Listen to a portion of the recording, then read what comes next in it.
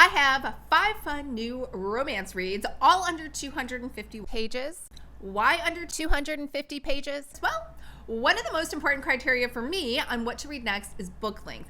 I'm one of those readers who are super committed to starting a book and finishing it all in one sitting. Now, that isn't always possible because, well, there's that silly thing called rent and bills, and then I have to work in order to pay for them, and of course I need money to pay for books, so that does cut into my reading time. So my favorite book length for an all-day book read is anything less than 250 pages. That's enough for me to get into a full-fledged out story for the day, but not so many pages that I'll be up all night. So to get through less than 250 pages is about 5 hours, give or take. So I can start a book right after breakfast, take a break for lunch, and then finish it up in the afternoon. Hi everyone, I'm Lisa from Lisa London Books, and you are watching the Harlequin Books channel where we talk all about romance books. These are in no particular order, and the page quotes are how long a physical paperback is. So let's start with Cinderella's One Night Baby by Michelle Smart at 224 pages. So we have a super fancy royal party to go to in Europe. Andre and his sister are on the way to the Queen's birthday party where they meet Gabrielle. Or rather, they're stopped at the border by Gabrielle as she inspects their car for anything illegal they might be trying to smuggle into the country. Andre immediately finds Gabrielle super attractive, and his sister sees the spark and decides to play matchmaker by pretending to be sick so Gabrielle can take her spot as Andre's +1 at the ball, complete with a beautiful dress and a full makeover because it is a Cinderella story.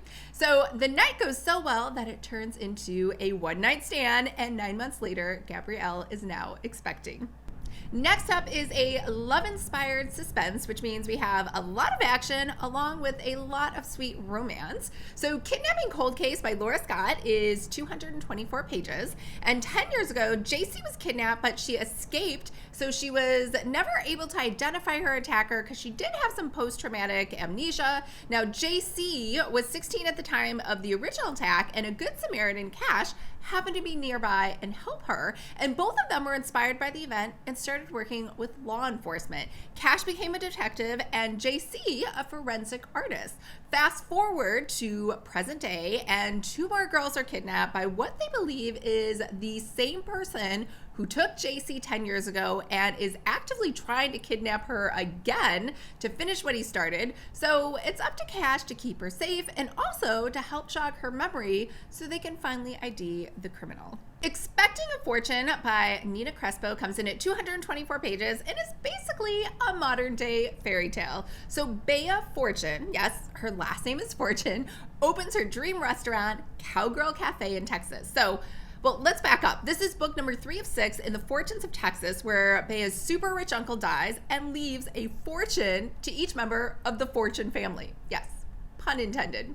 Each book is dedicated to one of the Fortunes using their fortune to make their lifelong dream come true. So Bea's grand opening of the Cowgirl Cafe is a disaster, but luckily there's a wedding coming up and she meets Devin at the wedding and miraculously gets pregnant from this hookup. So Devin's already a single divorced dad to a teenage girl, and he's actually excited about becoming a dad again, especially now that he's older, more experienced, and they were just starting out their romance. So you can see how it evolves, how his daughter takes it, and how she gets the restaurant back on track all at the same time. Our fourth book is Undone in the Billionaire's Castle by Louise Fuller, and it comes in at 208 pages, and we have another wedding hookup. So Joan is visiting her friend who's also in town attending a wedding, and Evo is there because he's friends with the groom. So their meet cute is actually a fender bender. Don't worry, it's minor, no one gets hurt, and that leads to some minor flirting, which goes on to major flirting and finally ends with a hookup. Now, this would be the end of the story, except Evo is totally in love with Joan, can't think about anything else, even his work stuff, so he asks her to join him for the rest of her extended vacay and at his huge, illustrious castle. I mean, who would say no to that? The last book is Big Sky Deception by B.J. Daniels, and this one comes in at 208 pages, and this one is set in Fortune Creek. Yes, it's another romance with the word fortune in it, where we have Molly, whose dad is a ventriloquist and is murdered at the start of the book during his puppet show travels. Now, Brant is the local sheriff, and he's the one that has to call Molly and tell her, and she immediately heads to Fortune's Creek, but not to solve the murder, but to find the puppet doll, who has a name, Rowdy. So she's looking for Rowdy, and to make it more interesting, an insurance salesman is also looking for Rowdy, as well as a paranormal ghost hunter who thinks Rowdy is alive.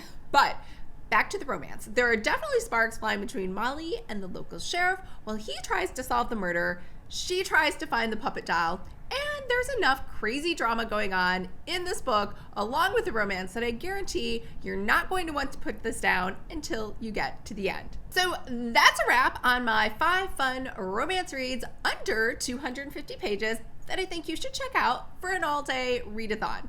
And you don't need to read them in a single day, but at least you have the option to if you want. All right, happy reading. And remember, if you like hearing about romance books, that's all we talk about on this channel. So make sure to hit the subscribe button, and we'll see you soon. Bye.